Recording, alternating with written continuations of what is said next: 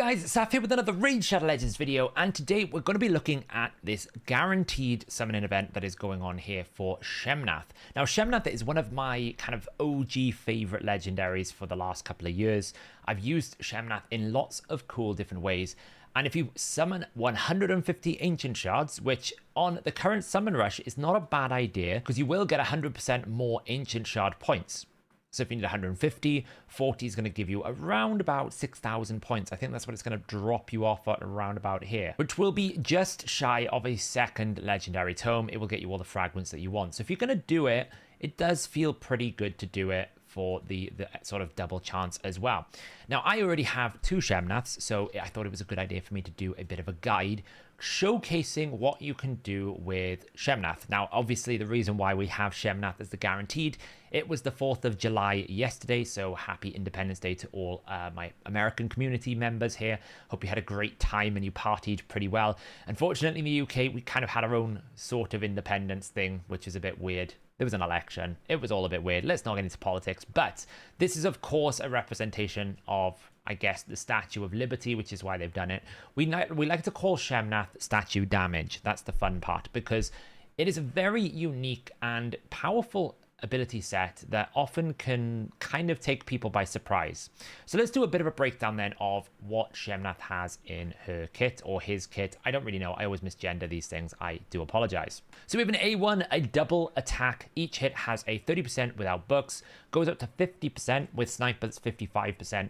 Chance of placing a decreased defense for 2 turns. So if you have a double hit at 50%, that's pretty much going to be around about a 75% chance every single time the ability works for you to land it. That moves up to like a 79.75% chance, which is pretty good on an A1. Then we have the A2 Caryatid's Curse. It's a very cool ability, this. Transfers all debuffs from this champion to a target enemy, then attacks them 3 times. So we get rid of any debuffs. Now, this won't work if you're stunned. If you can't take a turn, you can't use this ability. But if you have things like decreased speed, decreased defense, block buffs, decreased attack, all of these things will get taken off you and put back on the enemy. The first hit, when we attack, will increase the duration of all debuffs on the target. Now, keep in mind, you've transferred the debuffs already. So you transfer the debuffs, then you extend them. The second hit then decreases the duration of all buffs on the target. So if they had any buffs, you take those durations down. And then finally, you will also increase the duration of all of your buffs on this champion by 1 turn after attacking. Now, the most important thing to note about this will apply before any buffs expire. So if you have a 1-turn speed buff, then this will extend that to a 2-turn, so you still have a speed buff. And that's very important for what we're going to be looking at in today's video, because we do have some teams to look at. This won't work, however, for things like continuous heals, which fire at the start of the turn, and pretty much any burn that activates or poison that activates, you can't transfer them back if they're on 1 turn, because again, they activate before you take a turn. This books down to a 3-turn cooldown, so it's a pretty good consistent ability, very good for getting rid of debuffs, and it's quite a lot of damage. We also have Humbled and Broken here, attacks all enemies 2 times. The first hit will remove all buffs from all enemies here. So we have AoE buff removal. Very, very useful in a lot of places. The second hit will also ignore 20% of the target's defense against targets that no longer have buffs. So if you get rid of the buffs, which the first hit does, the second hit then does 20% ignore damage, which we all know ignore defense is one of the most powerful effects in the game. Then we have this passive Mana Seeker. Now, this is where her ability goes into quite a clutch window, what I call quite a clutch champion. Increases this champion's accuracy by 10 for each buff on each enemy. So effectively, if you need to do this buff removal, the more buffs they stack, the more accuracy she's going to get to be able to do this. So even if you have 1 buff on all enemies, that's 4 enemies, 40 accuracy. If they have 5 buffs, this means that you can run this Humbled and Broken without any accuracy and do a significant amount of work with removing those buffs. Now, you obviously have to watch about polymorph. That's obviously things you have to consider in arena, just like debuffing, removing buffs will cause the trigger effect. So that's something to be worried about. The other thing to note is this secondary passive increases this champion's crit damage by 5% for each debuff on each enemy. Stacks up to 100%. Now, that means in Clan Boss, for example, you can get 10 debuffs, so you can get 50% more crit damage. That really does add up. So if you can get a lot of debuffs on the target, that could add a lot of value. Also, if you're in a wave-based content, it's pretty easy to get really big amounts of crit damage here. It really adds up. So really the passive ties it all together. The passive allows you to run Shemnath without a lot of accuracy to be able to activate this when you need to remove the buffs. And if there are no buffs on the target, you do a lot of damage on the second hit. You can clean yourself of debuffs. You can get rid of them, extend the duration, keep your buffs on you. And there's a useful decreased defense on the target. Now, I've only got a 1-star. I've kind of gone Phantom Touch, but I will say that Nature's Wrath, my upcoming video, is really putting pressure. It's really putting pressure on Phantom Touch these days, right? This extra bonus, it's really good. I'm going to be doing a video on Nature's Wrath showing you the exact math. When does Nature's Wrath beat Phantom Touch? When does Phantom Touch breach Nature's Wrath? Should you ever now use Heaven Cast at all? And when should you use Crushing Rend? That is the conversation. I've got it in Phantom Touch at the moment. For this video, I'm not going to change it because I only have a 1-star. But I do think if you are interested in knowing Nature's Wrath, keep an eye out for that video that I've got coming this week. Masteries-wise, I've gone for a very arena-focused build here. I've got all the way down to Helm Smasher. And I've also taken the Whirlwind of Death. Speed is now very important in Arena. It never used to be. About a year or sort of 18 months ago, we kind of lost all speed importance. Now speed is really at the forefront. If you don't take a turn, you never take a turn and you never do any work. So absolutely you need speed to work. And this is just free speed. We take that. We also take the Wisdom of Battle so that we can't get Siffy stun blocked. It's also quite clutch for things like our mans now, lots of different things. Being able to just put a block debuffs up really can be quite useful in a lot of fights. And also if you get an AoE, this is going to be more valuable because it's a critical hit. So if you get critically hit with anything, it's going to reduce the damage better. We take the usual stuff down here. Kill streak if we kill someone. Methodical because we're going to A1 a lot.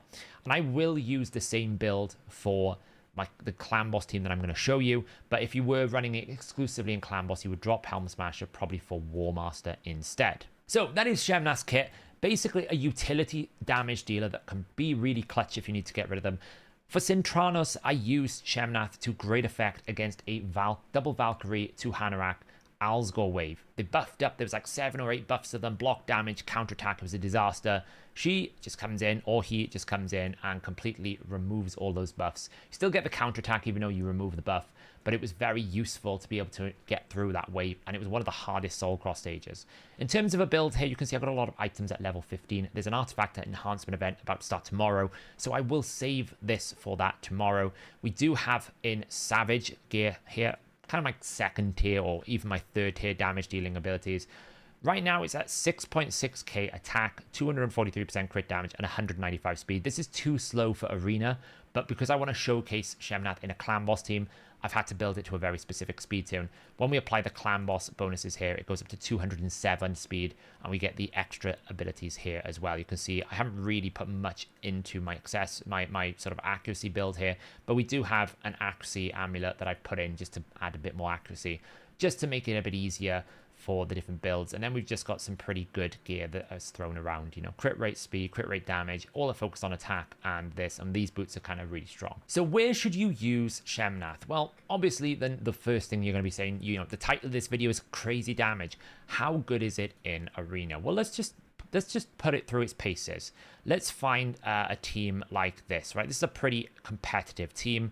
Let's bring in sort of something that we would normally use. Normally, I would use Baron to do this, okay? So we're going to take Baron out, and we're going to bring in Shemnath. Now, Shemnath obviously benefits from debuffing the enemy, and Arena debuffing is not ideal. It isn't ideal. I will admit that. You don't really want to have debuffs in Arena because you're just going to get yourself polymorphed. That being said, she doesn't really depend on that bonus crit damage. That's just nice to have. So we're going to bring Shemnath in here. What we're essentially going to do is we're going to go boost, boost, block passive skills, get rid of any passive abilities with the Remand 2, and then we're going to see how much damage she can do. Can she clear this wave without requiring decreased defense? That is the goal here. So we get rid of the passive skills, and we're going to see what we can do. So really, this is the main attack you want to use. You want to use attack and humbled in Arena. This is going to be the main attack you use in any sort of situation. Let's see what I can do. Smash, smash. There we go. Double kill, 52,000. One shot the team. Obviously, we took Taras's passive away. You know, some of these teams are not that great. Now, this would be an interesting situation here. You don't really want to kill anyone other than Heffrak, or you risk activating it. So this is a really good way to do it. So obviously, we can sometimes strip. In this instance, we wouldn't need to do the A3. But what we can then do again is, let's see if we can just clear this away. We can't get rid of the shield, but we didn't kill the Pythian because Pythian is weak affinity, right? You are magic. Affinity still matters. So now we need to be a bit careful here because what we don't want to do is kill the Shemnath there. So we need to do that there. Great. Then the Shemnath can take a turn. So now the real question is, what can Shemnath do? So we got block buffs. Block buffs would be quite annoying. What can we do? We can basically send that back. Even if we don't have accuracy, we'll still remove the debuffs. That's one of the usefulnesses of the A2. When you transfer a debuff, the removal always happens. It always happens. Even if you have no accuracy to place it, you'll still remove the debuff. So it's really useful. Then the A1 here, we can just finish off him for now. So the goal now is, can we actually kill Pythian before Pythian revives everyone again? And we've also got to deal with the monkey because obviously he was killed and then we re-killed him back here. So we're on a bit of an edgy thing. The scary thing anytime with Wukong is he can always just one-shot you. So let's do another AoE. Let's see if we can take it out. Almost killed the Pythian this time. But again, we know that monkey is going to revive. There we go. We got the kill down. So now this team would be pretty horrible to fight. They got Siegfried. We can't kill Siegfried without killing him first. And we also will get a block damage effect.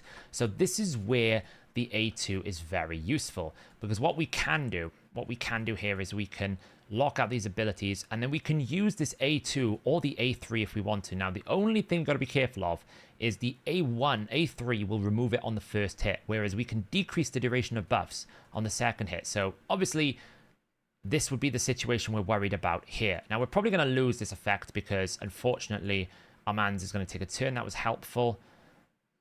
We are a bit afraid of, there we go, that Siegfried damage is kind of insane. So it doesn't quite work on some mechanics where you kind of want to like decrease the duration. So that is something to keep in mind. If you have an activatable passive, like see, we're going to use this example here with Leorius, where Leorius is going to have his passive. I'm not going to use the A2 here. I'm going to use the A3 instead on this dude just to get rid of him. I'm actually going to save this. And what we're going to do now is we're going to AoE, and you'll see the block damage is still going to apply because the cleanse only will happen on the first hit.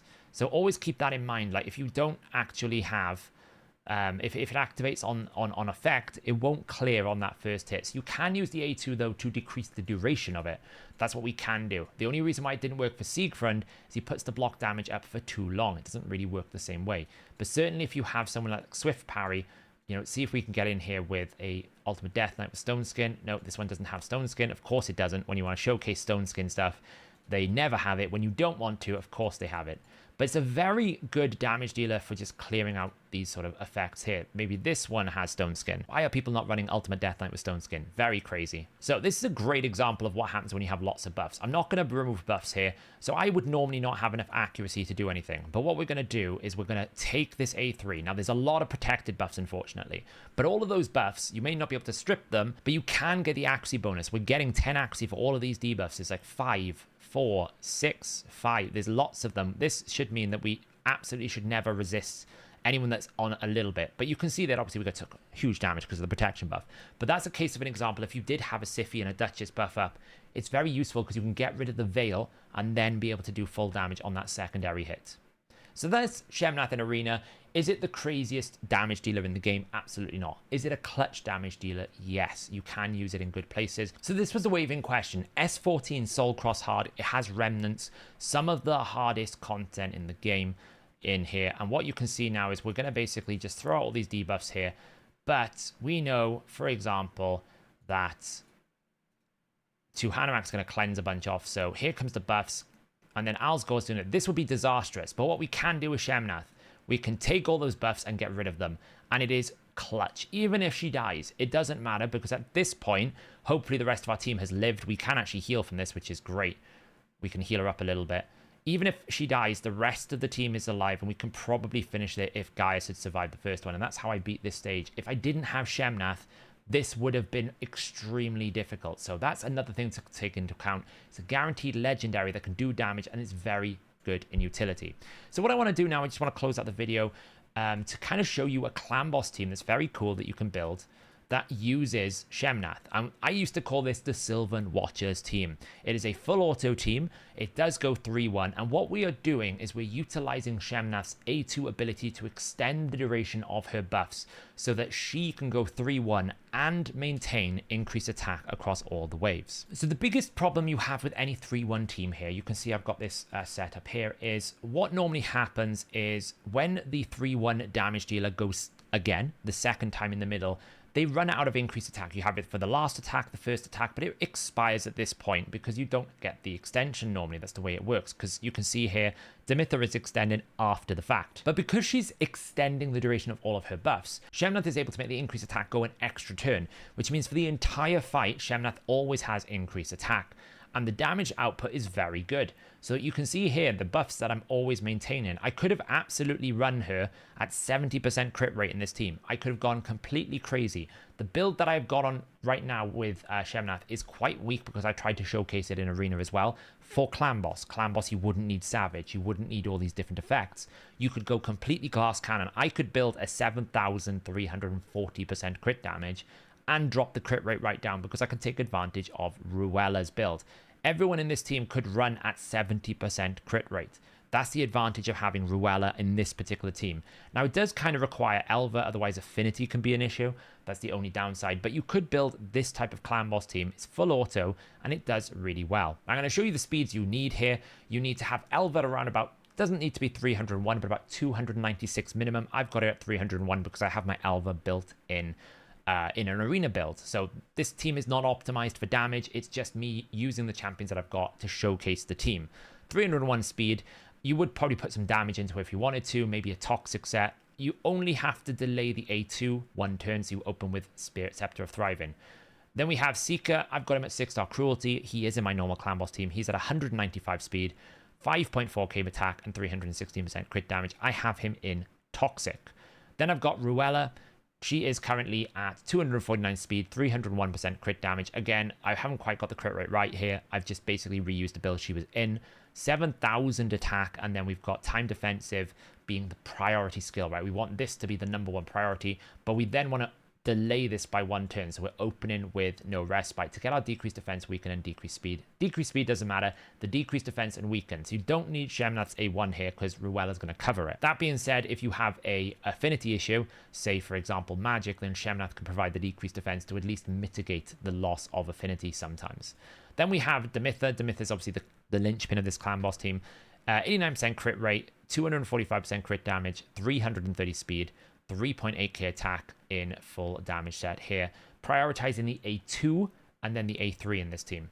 And then finally, we have Shemnath at 207 speed, 6.8k attack, 261% crit damage. Again, I don't need the Axia, the resistance here. I've just gone for pure damage. And then we just need to make sure we open with A3. So we put a delay on the A2 to get the extension right. So what I'm going to do is I'm going to show this running in sort of manual mode, and then I'm going to quick battle it so that we can see exactly how much damage it does on quick battle. Now, I haven't seen this view in a very long time. It's been a while since I built a clan boss team, but we can go full auto here. We can basically showcase how it's going to work. Now, we do need to let the team build up a little bit first because we need to get cruelty stacking. We need to get toxic set stacking. Now, remember, every debuff is worth crit damage to Shemnath, 5% crit damage. So we absolutely want to get as many toxic procs as we can. That's really important. And this generally will fall in sync around about turn 4 or turn 5 of the clan boss. The only thing we have to worry about is the stun, but normally because we have Elva, this is why Elva is so good. Even if someone takes a debuff or something, it'll get protected and cleansed away. So at this point here, we're in tune. Now, what's going to happen is Shemnath is always going to go first. We'll open in with the A1. Then she's going to use her A3 ability. You'll see that she's got increased attack still. Then it's fallen off, but don't worry because Seeker's going to reapply it before she goes again. And this is now the cycle we're going to be in. So we can start looking at some damage now. We've probably got rid of the cruelty, fully stacked it up. We can see the damage we're going to deal. Now, this is a magic affinity, which means Ruella is going to weak hit, but everyone else I think is okay in this affinity. Now, this also does work for Spirit, I will add. It's pretty safe in Spirit. And like I said at the top of the video, this isn't the maximum damage I could do with Shemnath. If I actually built her properly, I could probably make this team do significant more. But you can see she's pumping out a good 113 to 120,000 A2. That's about a 300 to 400,000 A2. A1 here is doing about 200,000. That's pretty healthy. Let's have a look at what the A3 does. So we can see what the A3 is going to do here. We've got everything possibly stacked up. It's 170 and 150, so it's around about a 330,000. So a 400k give or take, 300k give or take, and 100k or 200k on the A1. So it's very good damage output. And this will run all the way through to turn 50. It will be a clean run. So what I'm going to do now is I'm going to restart it, and I'm going to do a quick battle to showcase that. Now, unfortunately, we still don't have a free rerun. I don't know why we have the whole Hydra system, and it hasn't been applied to Clan Boss at this point. I know we have instant battle now, I guess it doesn't really matter, but it would be really handy. Anyway, let's run this exactly the same thing again. You will see, for example, that Ruella is the only weak affinity here. That's the only downside. Let's run the quick battle, and this should run all the way to the end. What is the final damage going to be? 139 million. Not bad considering this is a super unoptimized. You can see how unoptimized it is. My Seeker is perfectly built for Clan Boss. Shemnath is not. I'm pretty sure we could add another 20 million on this Shemnath if we really pushed it. And we could also maneuver Elva to be more damage. I don't think she's got War Master. Lots of different things. Like, we haven't got War Master on Shemnath. So in this build right now, Shemnath is doing 47 million damage without War Master in a suboptimal build because we have Savage instead of something like pure stats or retaliation sets or those sorts of things that really benefit this kind of system. You know, we could have a better output. So this could easily be another 20 million. What it is a guaranteed 1 key. So it's a really, really good team. So I wanted to showcase Shemnath here actually working in Clan Boss. And the cool thing you can do about extending the duration of a buff to try and build a permanent increase attack or create a 3-1 connection. You might be able to extend the increased speed to create different speed tunes. So very cool, very, very strong build. So the real question now at the end of this video, obviously I wanted to make a guide. So this kind of covers the guide for all content, really. I mean, it can go into any sort of content in here. You can put it into Dragon. Probably quite clutching like Dragon hard if you can keep her alive, because what you can do is you can send the buffs back. So if we basically run this team here, I'm just going to take out Theodore. This isn't going to work because it's not speed tuned, and I haven't really tested this. We're kind of going a bit rogue. But what you can do is we can go into here. Now, one of the key things you want to do in Dragon is you want to make sure that the poisons stay on the boss, because the boss kills himself. That's the goal here. The boss will kill himself. Okay, we made it back to the boss. I'm going to try this here now. So we can see we've got all this weaken and poisons. Probably really bad for us normally. What we can do here is we can just throw this out. We're going to get Seared killed, probably. That's not a problem. We're going to throw some debuffs back in. And what we can do, what's very, very valuable in Dragonheart, is transferring debuffs. So we can send these debuffs back. Now, unfortunately, we didn't have enough accuracy, but had we had enough accuracy, we would have placed all those poisons on this boss, which means that this breath doesn't happen. And that's kind of like what you can do with the Shemnath kind of ability. It's very cool, very unique. So that could be quite useful for a Dragon 10 hard if you actually put a team around it properly. So I just wanted to showcase exactly how it works. So the real question is now for everyone who's watching this video whilst this summon event is going on, should you go for this 150? I personally think for a guaranteed 150, it's a very good champion to get. And especially in places like Cintranos, where any restriction could apply, I think it's a very good champion. There's no negatives to the champion, so I definitely would consider if you have the 150 ancients, if you've been saving it, this is an ancient champion that is worth getting. But let me know in the comments below, guys, what do you think? Where have you used it? Have you even gone for it already? I know it's been active for a day already. It started yesterday on July the 4th. Let me know in the comments below what you think. That is Shemnath, and I'll catch you guys in the next video.